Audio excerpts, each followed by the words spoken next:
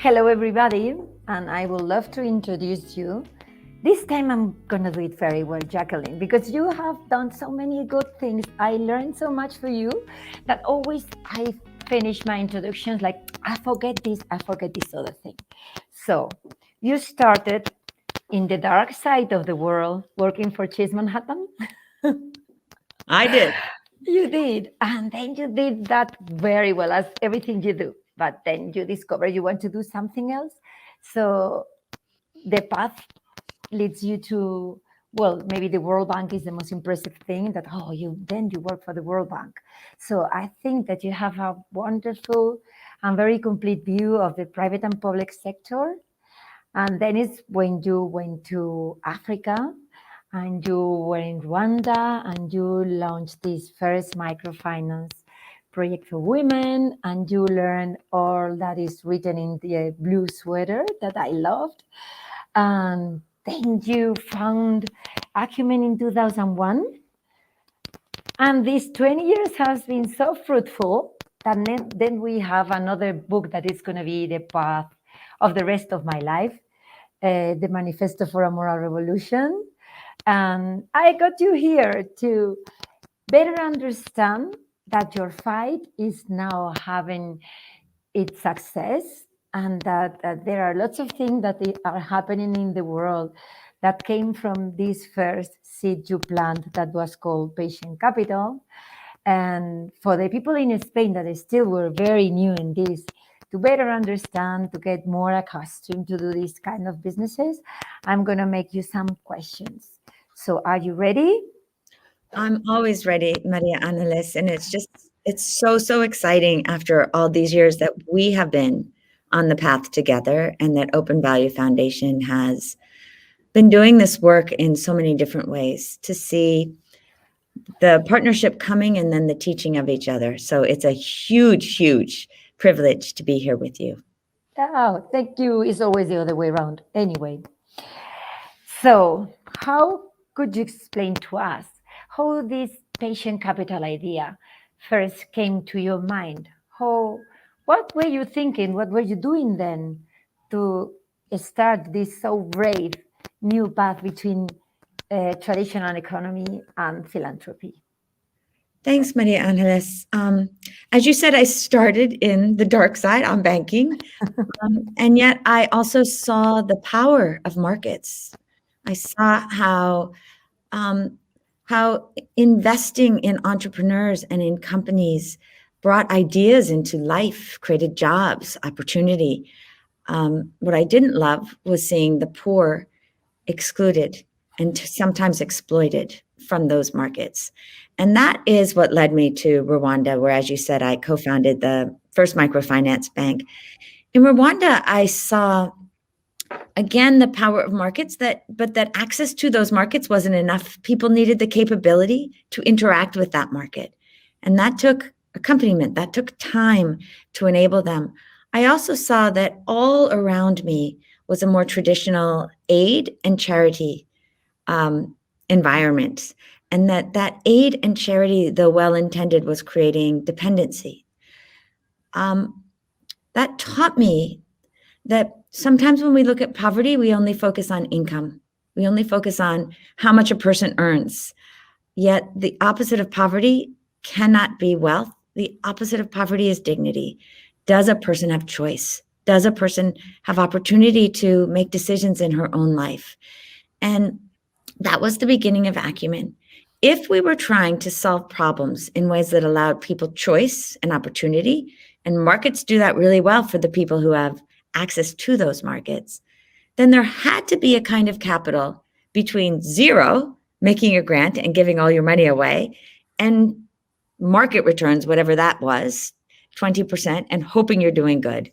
So patient capital was the idea, that we would raise philanthropy, we would invest it for 7 to, in some cases, 12, 13 years in those entrepreneurs that were trying to create real solutions to poverty in healthcare, education, energy, agriculture. We would accompany them, support them on their journey, and we would measure the social impact, not just the financial impact. Any money that came back Acumen would reinvest in other innovation for the poor.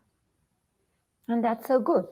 And since then, you found Acumen to just prove the model. It's already proven, because from Acumen, there are lots of things that you found too. The Kawasaki Fund, the ARA Fund, 60 decibels. So there is a lot of spin-offs and projects that you funded. And as this year is the 21st birthday of Acumen, and the rest of the projects are in there, what is your main takeaway of all these years? What is the thing that you really think, this is brilliant? I was born to do that. I was born to do this work, María Ángeles. I was born to disrupt. I was born to, as my brother Michael said, that the power of this work, when you do it right, when you actually start with understanding who low-income people are, without any imposition of what you think they should be, you get to see other people with their full humanity as moral human beings. I think that's the beginning of the moral imagination. And so, yeah, I feel born to do this work. I feel lucky to do this work. On patient capital, María Ángeles, after looking back over 20 years, I feel more strongly that this space between zero and market returns is critical. Because sometimes our companies have created markets that never existed. In the case of solar energy, where 1.5 billion people had no access to electricity, it took disruptors, it took entrepreneurs, the vision, the audacity to see what it could be if you gave people an alternative that they could afford and value, solar for their households.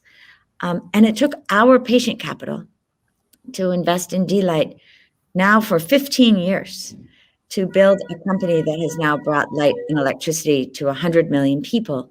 But more than that, it created a market that wouldn't have existed, at least not quick enough, for poor people who have forever been excluded. So I feel more importantly that patient capital is needed. And now when you said it's a new world, as I look forward, I see patient capital for helping us make more inclusive supply chains and building those new economic models. And importantly, for rebuilding fragile societies, whether societies that have gone through environmental disaster, political, and the violence that comes with war, that is also where patient capital is so critical. So if you can find the right character of entrepreneur who can disrupt and who has the resiliency to stay for a long time because change is hard, and you combine it with the right capital, we can do anything. Yeah. So what would you say to foundations that are still doubting that this is the way, that are still afraid that, what if I invest? I maybe could lose it, but you're donating it already. And we see here in Spain that people is still very frightened to start to do that. How can we encourage them, apart from showing your myriads of examples? By the way, we were in Ghana last week, and we were seeing a company in the middle of nowhere, you can imagine, and they knew 60 decibels, and they have started measuring impact with 60 decibels. And for me, it was like, oh, that's so exciting. Yeah. So there is a part of the world that already know that, and it's working on that, but there is still a big bunch of people, and here in Spain, we are a lot, very strong in our minds, that don't believe this is a model, or it's not that we don't believe it, we are frightened. We just don't want to be the first ones. So what would you say for us to take a step forward? Well, it goes back into change being difficult. That and so people don't like to change. What I would say are a couple of things, María Ángeles. Number one, that again, using business and markets as a tool, not the end in and of itself. This is not about making shareholders rich. This is about using investment as a means to solve our toughest problems. the power of that is, number one, the market is a powerful listening device. If I give you something and ask you if it works or it doesn't work, if you like it, if it doesn't like it, you're often more likely to tell me that it does. Think about when your aunt or your mother gives you something that you really don't like, but every time she comes, you put it out so that she sees how much you love her. It's the same in the States then, huh? Exactly the same. If you are asked to pay for it, even at a highly subsidized price, you suddenly have a decision to make. You are part of that interaction. So one, market is a listening device. Two is scale. If you think about the fact that a D-Lite, even in its first years, had sold 20 million devices at 150 million, at $150 per device. You are looking at hundreds of millions of dollars in philanthropy that would have been needed to give every household a device. Instead, Acumen invested 5 million of our philanthropy in a company that now has reached 100 million people, is able to bring in other kinds of investments so that it can grow to reach, I believe, hundreds, multiples of millions of people, and has created a revolution. So the second is around scale. The third is around the nature of capital. Again, all money is a tool. It's a means to solve another problem. And we have the opportunity to think about it along a spectrum. There will always be a need for grants, but grants by themselves will never grow sustainable entities. Investment by itself, if it's only looking to maximize returns, will never invest in entities like the kinds that we have worked with over these last 20 years. Too difficult, too long. The returns are too low. On the other hand, in that middle space is the opportunity to build community, give choice, solve problems. That is where we need so much more real opportunity. One quick example in the post-conflict area, so fragile communities, is in northern Uganda, Gulu. You've been there. And it's a part of the world where for 34 years, over 2 million people lived in internally displaced persons camps, IDP camps. And I would go and visit these people and they would say, I feel like a lame horse. No training, very little school, no jobs for 34 years. When they finally came back to their homes, they didn't have the skills even to know how to start. And thankfully, for the first couple of years, charities, missionaries came in just to keep people surviving, to get them back. But that is not how you build a flourishing community, society, economy. That took a cotton gin that not only provided the economic opportunity, but then accompanied farmers, giving them the hose, the implements that they needed, experimenting and training, which took longer. We were able to come in as one of the only investors, along with Root Capital, to provide working capital to the cotton gin, to the company, as well as we put talent into the company to help them build in a place that had been so bereft of skills and money and opportunity and trust. And now they work with about 500,000 people. If you went to Gulu today, you would see a thriving economy. You would see people buying their own homes, putting light in their homes, sending their children to school. That is the power of using the riskiest capital that we have, philanthropy, in ways that invest in entrepreneurs so that they build sustainability. I can't emphasize that enough. Mm-hmm. And now I come for this courageous capital, or this capital that we need, because from your last partners meeting that we have, you were just like emphasizing that this unrestricted capital is still needed, and it was one of the keys, or the key for the success of Acumen through the years.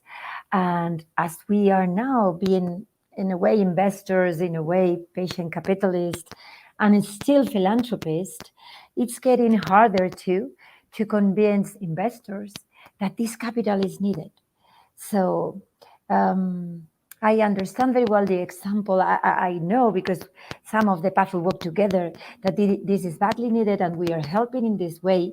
But again, this is not very well understood. And this catalyzing and escalating thing I like, but tell me more about that. How are you struggling with this?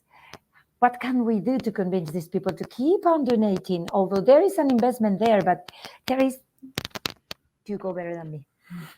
Thank you, María Ángeles. No, it's such a critical question, because when you see, oh, well, here's this need now for patient capital, then people will move over to the investment side and forget about the grants and the nonprofit that's actually needed to make these decisions. And the example I would say is that when you are buying shares in a company, you don't tell the company what to do with those shares. You trust the leadership of that company. You trust the direction of that company. You trust the values of that company. And so often when it comes to a nonprofit, we say, I'll give to you, but I don't want to pay for anything but the specific program that I care about. And I would like to see 100% of my money go to the people who need it most. Well, in theory, you understand where that comes from. But in practice, then you're not accompanying, you're not building in ways that actually create real capability and change.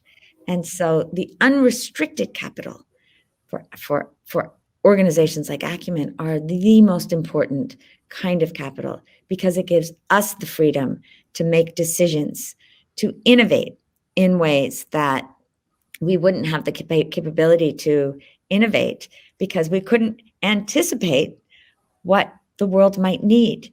You mentioned Kawisafi, which was a for-profit fund that we were able to build, but it took us months to do the work to even get the understanding of how you would build now a for-profit fund in impact fund in the energy space that could take our smaller companies like D-Light and help grow them. Unrestricted capital. That is how you get the best talent. That is how you get the best innovation. That is how you create the most change. Yeah, I agree with you. And sometimes when we are fundraising, I ask investors to, okay, give me whatever to invest in the fund, and then 20% to the philanthropy I need around the whole thing. This 80-20 that is in the economy everywhere could be working here maybe because I started with these things to say something. It's like, it's only going to be 20%. And for us, it's working now because we have little investments and technical assistance is still little, companies are little. I don't know whether it can run in the long run, or if you have ever made such an convincing speech. It depends on the geography that you are in, the 20%. But yes, María Ángeles, I would actually say to truly accompany some of these investments in particularly fragile areas where there are very shallow talent pools, where the infrastructure is so hard, where you have to fight on so many levels for a long time. 20% might not even cover it. And so when we look at frontier markets, so super fragile markets, we would look at 25, 30%. But I think what you're saying, which is so brilliant and so needed, is that yes, make the investment. And let us also acknowledge these constraints that the poorest citizens on our planet are fighting, that have to be held by someone. In building a facility that works with smallholder farmers in a time of climate crisis, it is insane to think that you can invest and make good returns while you're working with farmers who make $2 or $3 a day, often don't cover their costs. And on top of it, have to deal with droughts and floods and locusts, unbelievable situations, much of it caused by the wealthy world, that we have to embrace that if we want to create big change, real change for other human beings that have been fully left out of the economic system, that this is a moment for reimagining, for creativity around where investment dollars will create discipline and sustainability, and where we need the philanthropy to enable more justice, more equity, more inclusion. And the two need to work together. And we need to have a more nuanced mind in the 21st century, because no longer are we just building for people like us. We are building for people who have never had the opportunities that we have, but we are not treating them like children or dependency or less than. We are using the right kind of capital to create entities that allow them to bring their whole selves and contribute to the global economy. And that means a more nuanced mind. Where is the investment needed and where is the philanthropy needed without apology? So I love that you're out there saying, put the money in the investment, and I'd say at least put 20% in a philanthropy. Both kinds of capital are critical. If at the end of the day, what we want is change. Yeah. And now there is one thing that is happening in Spain. I think it's happening around the world. We were having before ESG funds, and that was nice because people knew the difference between ESG and impact and social impact. So you're very close to philanthropy. I can understand you.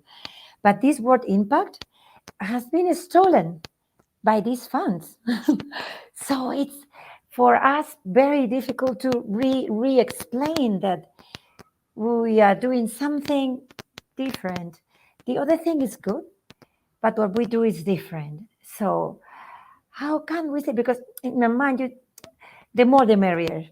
Okay, you're doing ESG, you want to call it impact. Okay, it's okay for me. We're doing good things. But it's difficult for us that we are doing the most difficult of the things in the chain, fight against these impact funds, because customers and investors say, I'm already doing impact through my liquid and conservative fund in Manhattan. So why do you want me to go to Africa to do this? So do you feel this could be a threat for us? Is an opportunity instead? How are you tackling this problem? Well, you know me, María Ángeles, I see everything as an opportunity. Yes. What I think we do need, though, is clear language. That we have a growing group of funds in the impact investing space that pursue financial returns first. And then they either want to do no harm, and a lot of that is ESG, or they want to do some good. We need that. We need our investors to do no harm and to do some good. What's critical, though, if we're serious about solving the biggest problems of poverty, which in a world that is unequal, divided, mistrusting, and facing climate crisis, has to be where we put our energies. What's critical are those investors like yourself, María Ángeles, who start by focusing on the impact and then make the financials work. It's a very different mindset, and it will have a different set of financial expectations. That's okay. We are looking at the largest divide between the rich and the poor that has ever existed in our lifetimes.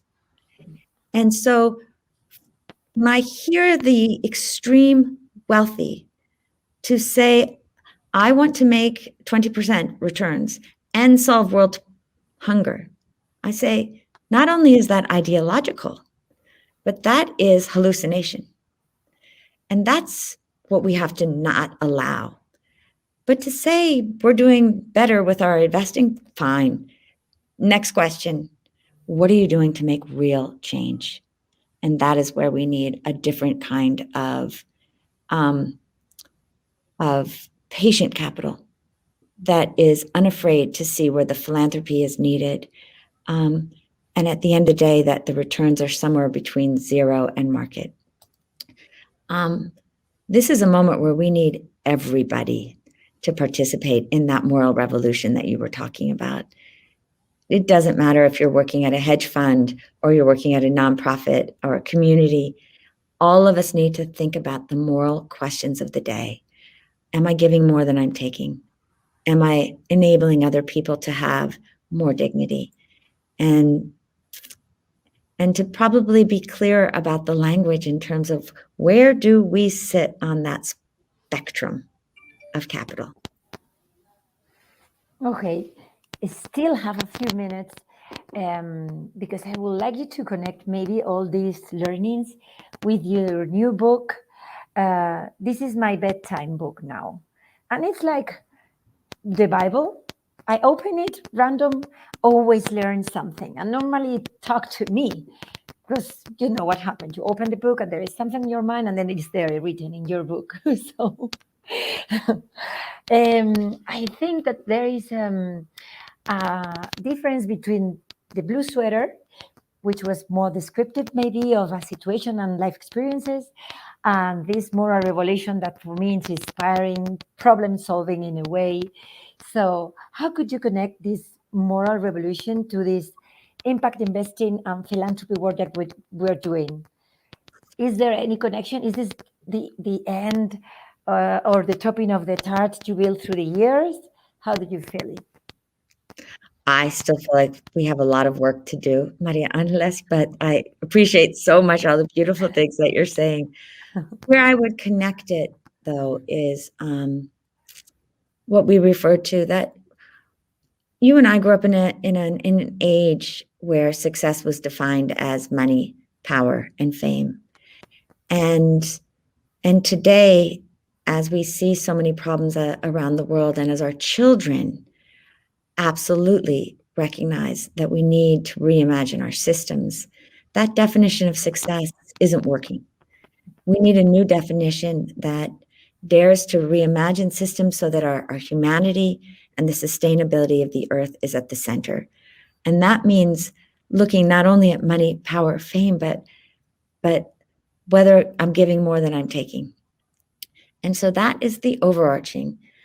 Connected as well is what we were talking about before, is the character.